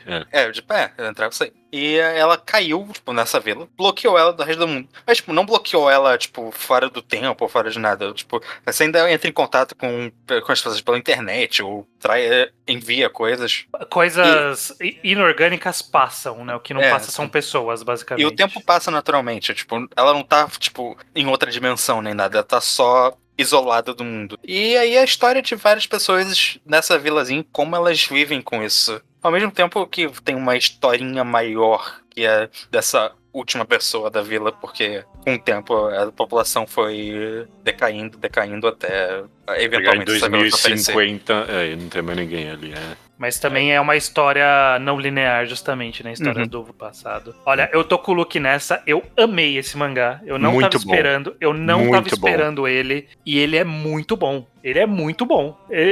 Isso que ele foi traduzido pelo mesmo grupo que traduziu Bosta, várias coisas, e teve vários capítulos aqui que queria que tivessem melhores traduzidos. E ainda assim, você via que tinha qualidade ali. Não, tipo, é maravilhoso. É muito bom a história. O drama do isolamento, são muitas camadas ali de isolamento físico e que até dá pra colocar anacronicamente com paralelos de isolamento da pandemia, exato, mas a sensação de tão perto, mas tão longe que esse mangá cria com várias categorias diferentes, sabe? Do fato de que tem que treinar um médico pra cidade, porque não tem como médico entrar na cidade. Ou da pessoa que ganha prêmio e não pode sair pra receber o prêmio. Ou das pessoas que se apaixonam estando em lados opostos da barreira. Não, muito bom. É muito e a história bom. de um menino que entra num grupo de internet, só que ele tem que fingir que ele não é da cidade, porque ele não pode sair de lá e, tipo, ir para os lugares que ele quer ir e tal. São várias variações muito boas desse tema. Explora muito bem essa ideia. Pra mim, é 100% o que acontece quando você dá um conceito meio sci-fi, de ficção científica, pra essa autora que não escreve sci-fi, porque é uma ideia tão simples. Mas acho que qualquer outro dos autores xodós que a gente gosta aqui do Mangagrafia, se você desse essa ideia pra ele, qual coisa a primeira coisa que faz? Ok, é uma história sobre qual é a essência do primitivismo humano, sabe? O que acontece com a sociedade, com o survival, e tipo, não, a coisa continua, é tão real, sabe? Tipo, não, ok, a gente tem essa barreira aqui, qual é o cotidiano agora que acontece? Não é anarquia do dia pra noite, sabe? É maravilhoso. Bem vinhetado também, que nem você comenta, Estranho, né? São várias histórias bem curtinhas. E esse é um que a não realidade eu acho que acrescenta muito a história, porque você vai vendo pouco a pouco a vila em diversos estados de tipo, de população, assim. Sim. Em diversos estados de como aquela vila funcionava. E é muito bom, você não vai seguindo a ordem, você vai vendo pouco a pouco como ela foi modificando com o tempo. E acho fascinante, assim. Desde gente falando, não, eles vão dar um jeito nisso logo, né? Acabou de acontecer, daqui a pouco eles resolvem até, tipo, a literal última pessoa que sobrou. É fascinante, eu gostei bastante desse mangá. Queria muito uma tradução melhor, oficial saindo no Brasil. Tipo, esse é um Tomoko Yamashita que é facinho de trazer e é pedrada. Pedrada da Tomoko. Nossa, o final foi muito pedrada. Pedradaça da Tomoko. Eu realmente, tipo, fui lendo meio que no... É porque ele tem até um nome ruim. Tipo, ele não tem um nome traduzido oficial. Ninguém leu esse mangá. Não, ninguém leu. Ninguém leu esse mangá. Ninguém leu. Esse é gema perdida. E ele é maravilhoso. Ele precisa ganhar o mundo. É muito bom. Eu adoro a história da menina padeira. Eu amei essa maravilhoso. Essa eu adorei a história das meninas lésbicas. Essa é muito boa também. Essa é muita história boa. Pedradaça do Tomoko Yamashita. Vamos continuar aqui em 2015 a 2016. O fascinante White Notepad, 2 volumes saiu na Phil Young da Shodensha. Hoje você chegou a ler esse mangá? Sim. Sobre o que é? Ele é meio que um Inside Mari muito mais amargo. Sim, ele é um Inside Mari. Olha que mais amargo Inside Mari não é. Mas, sim, pode falar. É que ele traz a perspectiva dos dois lados, né? Tanto da menina que vai parar no corpo do homem, quanto do homem que vai parar no corpo da menina. E aí ele conta a jornada de vida desses dois novos seres e onde eles vão parar, né? Com essa nova oportunidade que cai no colo deles. Enquanto o cara no corpo da menina consegue meio que se dar bem ali com uma carreira de modelo e tudo mais, a menina que foi pro corpo do homem acaba de uma maneira meio miserável, né? A menina de 17 anos e o cara de 38. Esse é o grande drama da história, inclusive. Que é o Age Gap aí de novo, né? Eu não sei se eu gostei ou não dessa história, mas ela é original, eu não consigo falar outra coisa. Ela tem ideia ali, Eu não sei se ela conclui essas ideias tão bem. Eu acho que ela não me convenceu muito, não. Eu não sei. É interessante, de fato, mas eu acho que acabou... Eu acho que o Estranho falou, ela meio que não conclui muitas coisas, ideias. Chega um ponto, acontecem umas coisas muito merdas e meio que para aí, aconteceram essas coisas meio estranhas e... Tem um, não sei se é um twist, mas sei lá, tem um ponto sendo feito que eu achei interessante, que você entende rapidamente o conceito de porque essa troca, intuitivamente você entende o conceito de porque essa troca é boa pro cara, porque a menina é jovem e ele mesmo comenta, daí que vem o nome do mangá, White Notepad, né, tipo, se é uma folha em branco eu posso começar minha vida do zero aqui. Sim. E muito do drama da história tá tentando meio que desconstruir essa ideia, né, tipo, o que você quer dizer com isso, afinal de contas? E quanto mais a história vai andando, mais, tipo, o cara percebe que na verdade é o ser sem conteúdo, né? Achando que vai conseguir alguma coisa na vida só porque ele tá começando do zero aqui. E a menina no corpo dele ela que vai meio que conquistando uma nova vida do zero. É um bom tratamento sobre você começar tarde na vida, né? Porque sim. É basicamente como se a menina tivesse, quando ela foi pro corpo adulto, é basicamente como se fosse um adulto que não teve história, né? Tipo, pulou, já tem 30 e tantos, quase 40 anos, e que não tem experiência nenhuma de vida, não trabalhou, não sabe nada, e meio que seria a pessoa coitada da situação, mas há um espaço de tipo, não, dá pra se encontrar ainda, há tempo pra isso, sabe? Eu gostei desse aspecto. E também gostei do aspecto do cara no corpo da mulher. Eu vou aproveitar 100%, inclusive vou transar com os caras aí, sabe? Tipo, eu não sou gay, mas, pô, eu tô aqui pra isso, né? Tamo aqui, vamos participar dessa brincadeira. Vamos viver. Eu achei que tinham bons pontos. Eu não sei se levou pra algum lugar. Parece que, tipo, acabei a história, sabe? Tipo, eu queria ir até aqui só e parou a história. Não, o final não é muito conclusivo e nem parece propositalmente aberto, sabe? Sim. Parece só que não sabia onde fechar. E aí eles foram pro... Eu acho que poderia ter explorado os personagens um pouco mais. Eu acho que, especialmente pro nível dela, de, tipo, caracterização e tudo mais. Eu não sei. O final é muito... Aí eles foram pro vácuo branco, né? Teve isso, okay. Foi pro White Notepad. Pro White Notepad, perfeito. Vamos terminando aqui, então, com o Cachorro Grande, né? Com 2017 a 2023 e Kokunik, 11 volumes. Saiu na Phil Young da Shodensha, indicado ao Manga Taisho em 2019 e 2020. Indicado a 1 zilhão de coisas. E muitos outros prêmios. Muitos outros prêmios. Anunciado anime essa semana, né? Tipo, não anunciado exatamente. Vazaram que vai ter um anime. E vai ter um live action ainda este ano, em 2024. Sim. Vai ter um filme live action com a atriz que faz a Makio e a Asa, eu não sei quem são, mas quem faz o namorado da Makio é um ex-Kamen Rider Kiva. Claro. Tá lá. Já recomendado também no Mangá ao Quadrado por você, imagino eu, né? Estranho. Foi. Mas eu que trouxe esse mangá pro mundo. Você me chamou a atenção de volta pra ele. Sobre o que é Kokunik estranho? Kokunik é uma história de relação com discrepâncias de idade também. Nesse caso é sobre uma menina que se viu recém-órfã num acidente de carro que o pai e a mãe morreram. E a irmã da mãe, que tá nos seus 30 anos, 35 anos, ela tem 15 anos.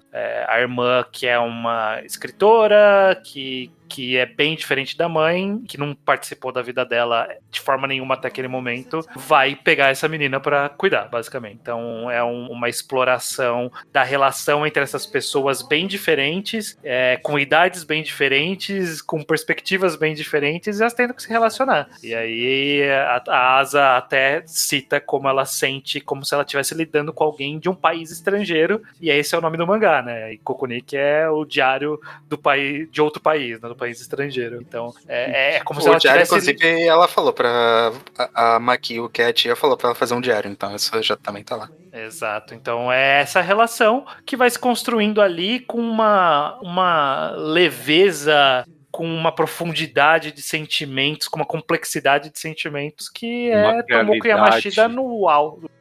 Tudo que a gente elogiou da Yamashita, basicamente, tá nesse mangá e tá, tipo, no topo até agora. Toda a capacidade de diálogos dela, a caracterização elaborada, comidas legais. Comidas legais. Falar de assuntos mais pesados sobre sociedade e tudo mais, vai chegar momentos que toca nisso, e toca bem forte. A característica da realidade do diálogo alcançou um nível de realismo que eu vi em poucas histórias na minha vida. É que dessa vez o tradutor era bom também, tem esse O detalhe. tradutor era bom também, é claro. Mas teve... Eu queria, sei lá, a gente vai ter a gente vai comentar desse mangá provavelmente por completo com spoilers um dia num podcast, mas teve só, falando do diálogo especificamente, teve só um sentimento que eu nunca vi tão bem retratado no mangá, que é tão constante em Kokunik, que é esse negócio de uma pessoa comentar algo com você que provavelmente é insignificante pra pessoa, Sim. mas fica pra você pro resto da sua vida, você nunca consegue parar de pensar naquilo.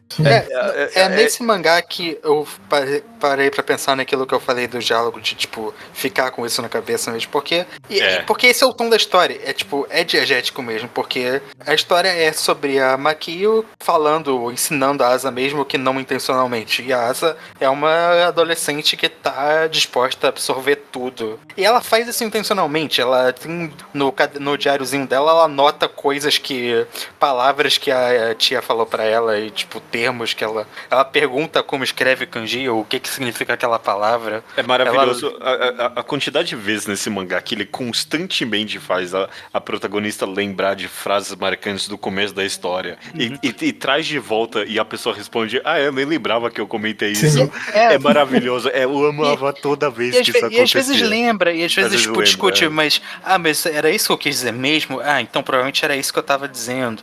É muito bom, é muito bem feito, e você vai vendo a evolução dos personagens com base nisso também, e vai explorando esse tipo de coisa. Porque tem muito mangá que você...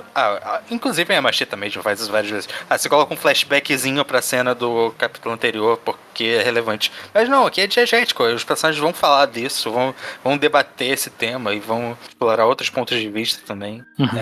Eu acho um mangá perfeito, basicamente. É muito bom mesmo. Uma coisa, acho que a coisa que eu mais acho fascinante em Kokunik é como qualquer outro mangá que fosse trazer esse mesmo tema com esses mesmos personagens ia fazer com que esses personagens se tornassem irritantes em algum momento. A própria Makio, pelas coisas que ela fala, e a Asa, pelas atitudes que ela tem acerca de certas coisas, é muito fácil você achar esses arquétipos meio irritantes. Ou incompreensíveis, tipo, essa pessoa aqui nesse momento tá sendo escrota. Em Ikokunik isso não acontece em nenhum momento.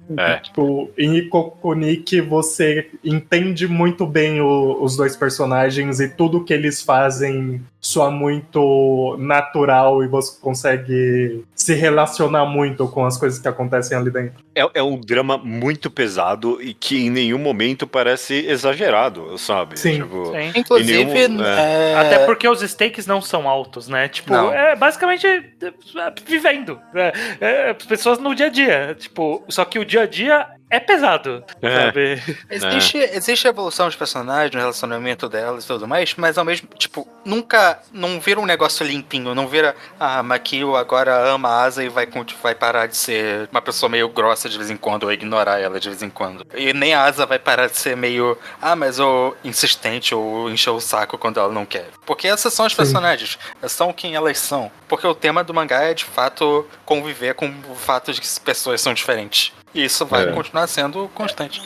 Eu adoro isso de que tá no título e eu comentei sobre ser países distantes e países estrangeiros, né? Outros países. E a história promove isso com todos os personagens, que todos eles são um país à parte, sabe? Todas as pessoas, como na vida real, justamente. Todas as pessoas são um conjunto próprio de problemas, sentimentos, de manifestações, de preocupações, de alegrias, que é isolado, e aí você vai estabelecendo contato com os países estrangeiros ali, vai negociando com eles, com todos os seus traumas, com todos os seus jeitos, com todos as suas manias. A Makio é carregada de manias. E tipo, não é só problemático, é só, tipo, o jeito dela. Não tem nunca um julgamento de valor de ela tá certa ou errada, mas tem toda essa diplomacia entre os países de, ok, a gente precisa estabelecer contato, a vida é isso, é estabelecer esse contato. Como a gente faz contato sendo tão diferente? Essa conversa que o mangá propõe, e pra mim ele desenvolve com uma maestria, assim, muito boa. Eu concordo com tudo que você disse, Estranho, mas eu acho que o que eleva a outro patamar, na verdade, esse mangá é que tem tudo isso adicionado à temática da morte, que é o que inicia esse mangá e tá presente nele inteiro, de que 2 desses países estrangeiros que carregam essa personagem são inalcançáveis mais agora, sabe? E todo o drama... A incapacidade da Asa de entender quem eram os pais dela é o que motiva muito da história. De fechar os sentimentos de que eles pensavam. O processo inteiro de luto da Asa nossa senhora. Ele é muito bem feito, e por ser muito bem feito, ele é muito pesado. Tem umas cenas que a ficha da Asa começa a cair um pouco mais ali sobre o que tá acontecendo mesmo com ela, que te deixa no chão. A cena que todo mundo tá pensando aqui, que todo mundo chora, é incrível mesmo. A cena que eu choro tá mais pro final. Finalzinho ali. Não, no último capítulo, mas Nossa senhora, ali me derrubou.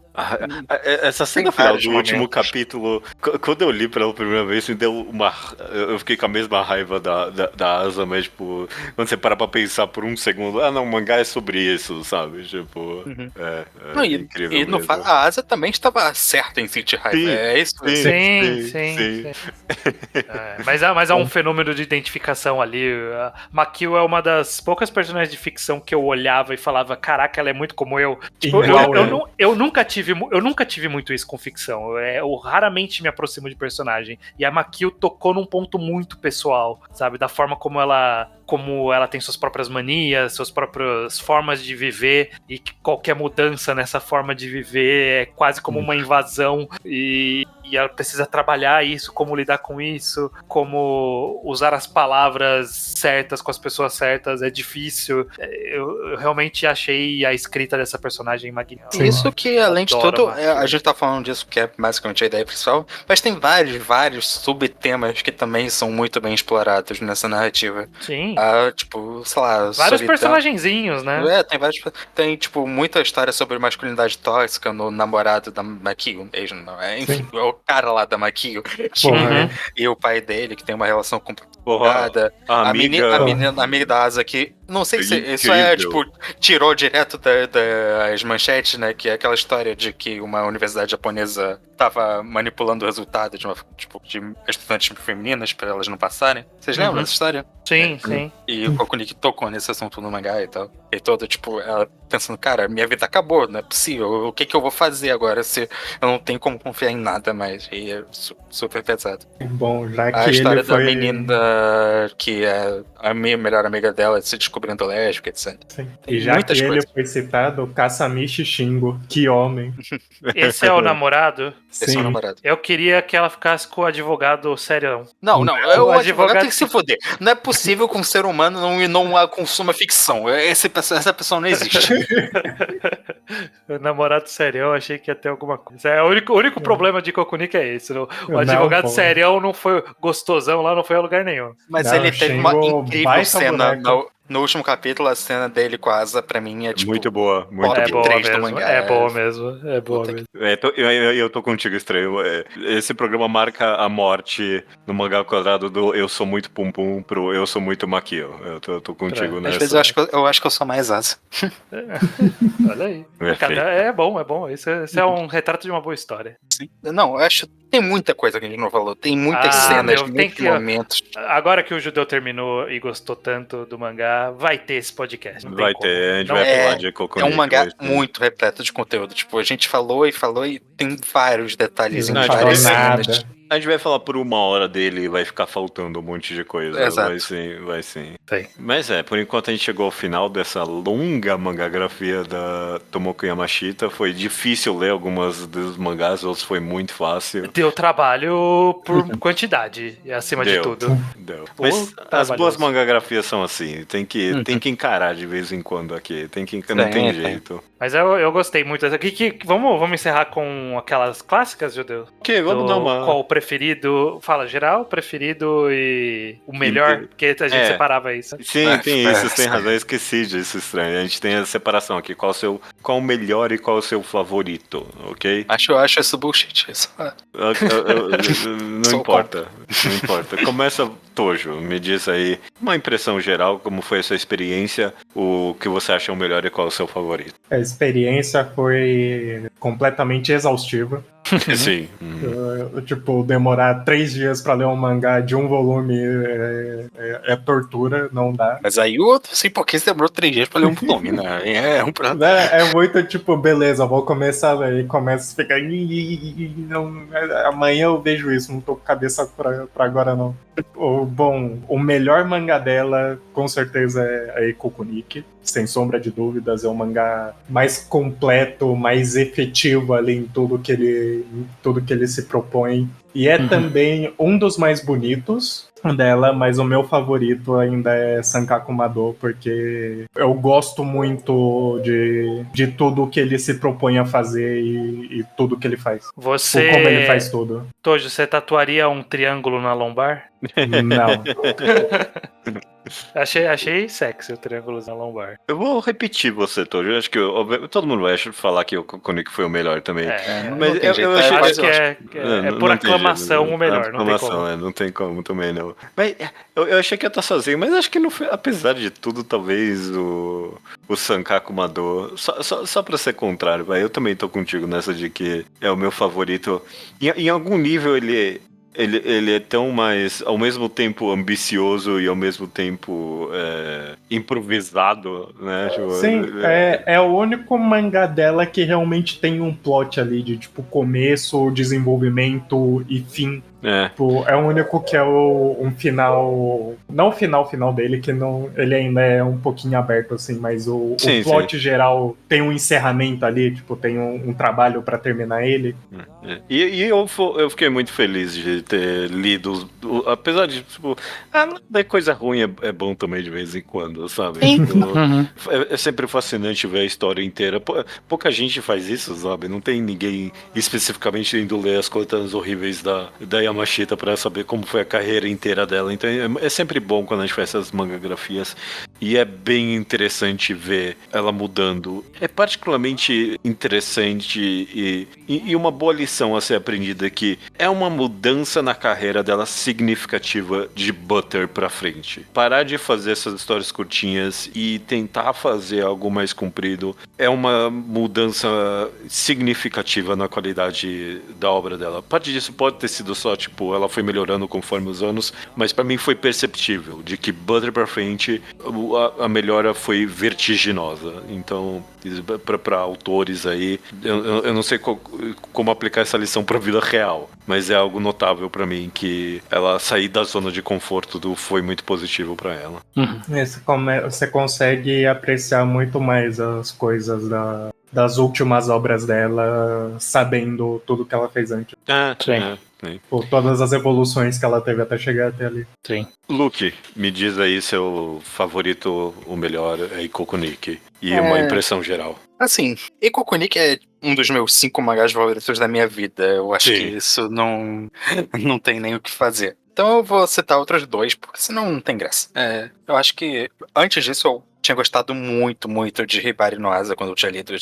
Era um mangá muito incrível, pegou de jeito. E agora, pra esse podcast, eu tô muito feliz por ter lido o Hanaizawa Show. Também, essa é a grande descoberta desse podcast. Tô muito feliz por ter lido esse. Gostei muito. Fora isso, a experiência. Eu gosto muito da experiência de mangagrafia, de ler, seguir a carreira de autor. Eu gosto de fazer isso mesmo sem ter um podcast pra, tipo, ir atrás, me obrigar. Eu acho interessante, eu gosto desse processo de descoberta. E o que foi? Teve uns mangás que não foram lá tão legais de ler, mas vale a pena pra mim, vale a pena descobrir sobre o autor e ler sobre. E fora isso, achei fascinante. Tem vários mangás que valeram muito a pena ler. Não teve coisa ruim, mas pra mim a média é muito positiva. Só o fato da gente ter descobrido o mangá ali, essa gema perdida, valeu a pena, né? Não, pois é. E estranho. Termina aí com a gente, vai. Pra eu, obviamente, Ikokunik é o melhor, é meu preferido também. Quero novamente ressaltar essa gema perdida que pra mim foi uma grande surpresa. O Hanaizawa Show foi... Eu realmente quero que ganhe o mundo, sabe? Ninguém nunca me falou disso, a gente não chegaria se não fosse pelo esse programa. E eu quero que pessoas que não chegaram nele antes também cheguem por causa desse programa. Então, se for uma recomendação pra esse podcast, acho que tem que ser esse mangá. Se a gente conseguir dar luz pra esse mangá, eu já fico feliz. Mas sobre a carreira da Tomoki Yamashita, eu tinha lido poucas coisas dela e tudo que eu tinha lido eu tinha gostado, basicamente Hibari no Asa. E justamente ver uma carreira consistente fez todo sentido pra amarrar com a pessoa que eu conheci no auge dela, né? Mesmo os que eu achei mediano ou até chato, repetitivos ali do começo da carreira, você via que a parte de todos os elogios que a gente fez sempre esteve lá. Ela tinha essa capacidade, ela tinha o talento e tinha a vontade de fazer esse tipo de história, e ela fez ao longo da carreira com níveis diferentes de sucesso. Sim, ela é uma autora que, tipo, ela tem mangás chatos, mas ela não tem mangás ruins. Sim. Tem um lá. Tem uns ruins. Don't Cry Girl é complicado, mas eu não acho que ele chega a ser ruim. Nossa, o Sting eu achei ruim também. Tem uns ruins. Tem Don't Cry Girl, o resto eu consigo defender. Mas é isso aí, gente. Uma mangagrafia, fico feliz de a gente ter feito e fico feliz de poder voltar a ler outros mangás da minha vida.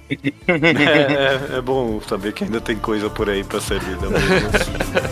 É isso aí. Verdade.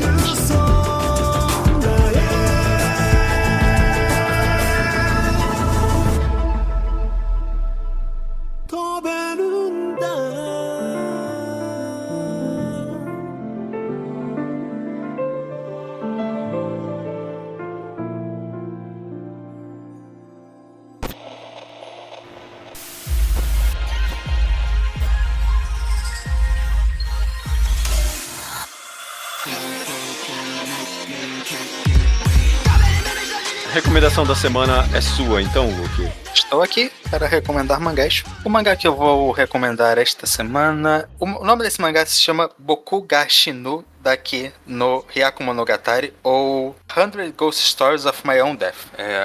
Tem histórias fantasmas da minha morte. Esse mangá é publicado na Shonen Sunday S, que é uma revista paralela da Shonen Sunday, da Shogakukan. E então... Eu conheço esse mangá. Você conhece? É. Então, ele é basicamente uma coleção de histórias. É uma coleção de histórias de fantasma, tipo, de terror. Só que eu gosto das histórias de terror, eu quero deixar isso claro. São boas histórias. Elas são histórias curtinhas, 15 páginas. E o autor é bom nisso. Tem sempre um twist legal, uma boa revelação, uma boa página creepy. Mas o grande ponto dessa história, e a razão da qual eu tô recomendando, que eu acho ela fascinante de acompanhar, é que ela tem um frame device. Cada capítulo, ela começa com... A história é sobre esse menino contando essas histórias. E todo capítulo tem uma página no começo e 2 no final, dele contando as histórias sempre na mesma estrutura. Tem 4 quadros horizontais retos e tem essa narrativa se desenvolvendo por trás. Ele tá contando essa história por algum motivo e pra alguma coisa que a gente não sabe o que é. Esse é o grande mistério da história. E enquanto ele tem... E você vai descobrindo cada vez mais sobre a vida desse menino, conforme essa história vai evoluindo, conforme os capítulos vão passando. E pra mim eu acho esse mistério super fascinante, super bem feito. Você vai... Cada capítulo novo você vai ganhando mais um pedacinho dessa história maior sendo contada, e você vai descobrindo coisas sobre a vida familiar dele, sobre... E eu não quero dar spoilers, porque você nem espera direito que vai ter uma grande história. E eu acho que... Mas eu acho fascinante, eu acho... É muito divertido de acompanhar e ver o que tá chegando. São 100 histórias, é uma por capítulo. Eu não sei se esse mangá vai acabar no capítulo 100, eu imagino que sim. Ele tá no 69 nos Scanlators. Eu acho que deve estar um pouquinho mais no Japão. E eu acho que se você quiser pegar ele pra acompanhar agora, vai ser muito fascinante. Eu acho que quando eu chegar no capítulo 100 mesmo, eu tô muito ansioso por esse momento. Gosto muito dessa história. O que vai ser revelado, afinal de contas, da vida dele. Porque ainda tá muito misterioso. Não dá pra saber exatamente. Não dá pra saber, não. Eu lembro especificamente da hora que aparece a polícia até, sabe? Sim, tem uns momentos mais terror dentro, tipo, acontece uma coisa estranha com a família dele. Eu não quero nem dar muito detalhes, porque eu acho fascinante esse processo de descoberta do que tá acontecendo por trás. E, repito, as histórias que você tá lendo, as historinhas de a história, o lado coletâneo é legal, são boas histórias. Legal, é um bom terrorzinho, assim, pra ler casualmente mesmo. Sim. Tem razão, é um bom mangá pra acompanhar mesmo, porque sai um capítulo, você, deixa eu ler o meu terrorzinho aqui. E aí você lê, é divertido. Enquanto você tá acompanhando essa grande historinha maior. Bom, eu gosto mesmo desse mangá. Repetindo o nome, é Bokugashi no Dake no Hyakumonogatari. Isso se você quiser em japonês, ou nome em japonês, ou 100 histórias de fantasmas da minha própria morte, ou 100 Ghost Stories of My Own Death. Dá um jeito. O Google autocompleta. Perfeito, perfeito. Boa recomendação, Luke. Eu deveria ter recomendado isso. Não tava nem no meu radar. Deveria ter pensado. Não, é bem divertidinho mesmo. Perfeito. Foi dito 2 vezes, então. Vamos dizer até semana que vem agora? Até semana que vem. Até semana que vem.